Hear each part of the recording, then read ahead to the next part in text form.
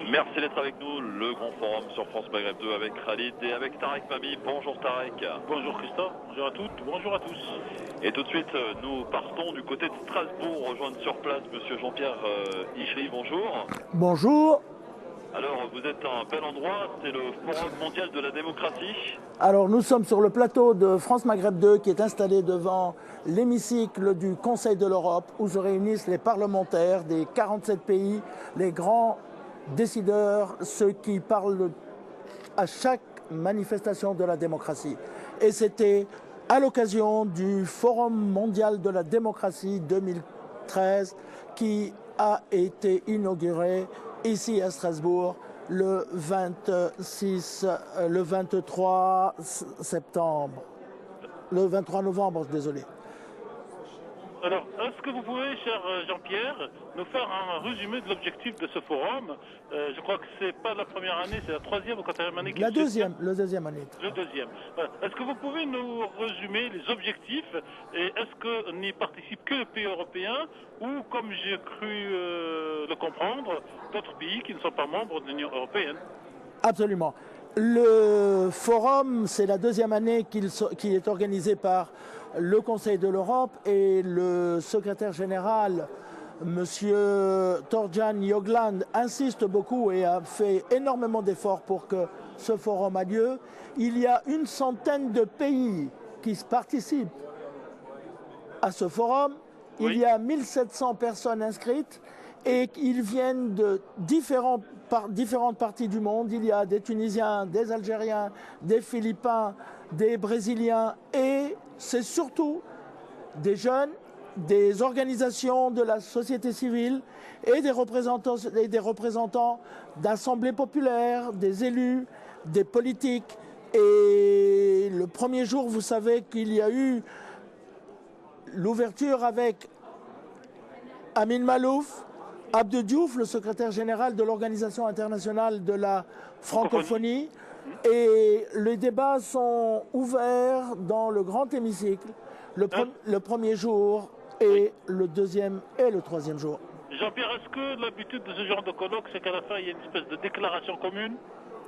La déclaration, il y en a plusieurs, mais sous forme de résultats de vote. Les réunions en assemblée ont été suivies aujourd'hui dans 21 salles avec 21 labos. On les a appelés des laboratoires où les personnes se sont inscrites à travers des thèmes bien définis et ils ont discuté les uns de la démocratie directe, d'autres de la montée de certaines organisations sociales au Brésil pour le contrôle des politiques, un autre sur la création des films qui sont des créations de la société, la démocratie locale numérique. Et à la fin, aujourd'hui, ils ont tous présenté les conclusions des travaux des laboratoires et il y a eu un vote en direct, un vote électronique pour savoir combien les gens ont apprécié. Stop. Dites-moi, Monsieur Ichri, Oui. est-ce que la démocratie existe encore aujourd'hui? Alors, la démocratie existe et elle est à construire. Je vais vous dire ce que disait Abdou Diouf à propos de la démocratie, puisqu'il a fait un beau discours. Il disait, il ne tient qu'à nous de tenir toutes les promesses de la démocratie et de la faire prospérer. N'attendez pas, comme trop souvent par le passé, que les grandes crises et les grandes tragédies nous contraignent à opérer les mutations qui doivent l'être. Il faut dès aujourd'hui sauver la démocratie. Les technologies nouvelles au service de la démocratie, parce que tout le monde en parle. Amin Malouf a dit « Ma conviction profonde, née de l'observation de ma patrie d'origine, comme de ma patrie adoptive, c'est une diversité habilement gérée et une grande richesse, et d'une diversité mal gérée, ce sera une grande calamité. » C'est vrai que la démocratie est le cœur de ce forum qui rassemble, je vous dis, une centaine de pays, des jeunes venant de tous bords, de grandes associations et avec de très grandes expériences présentées sous forme de films, de projets, de distribution de tracts énormes et de publications.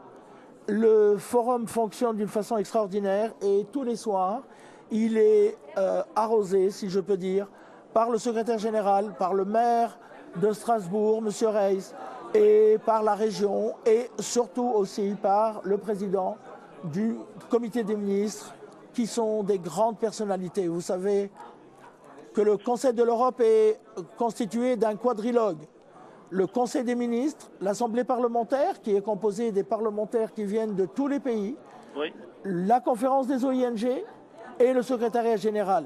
Je vais juste vous donner un petit aperçu sur la conférence des OING, qui regroupe presque 300 ONG et qui ont 2 fois par an une réunion à Strasbourg, très importante, où ils débattent des problèmes aussi bien des technologies, de la démocratie, de la situation des jeunes et des femmes, et leurs travaux sont toujours conclus par des propositions que que la conférence des OING présente à l'Assemblée parlementaire en vue d'être adoptées et ensuite aller vers le Conseil des ministres qui deviendra une loi européenne que l'on redonnera aux parlements nationaux pour la ratifier, pour ainsi défendre encore des aspects de la démocratie.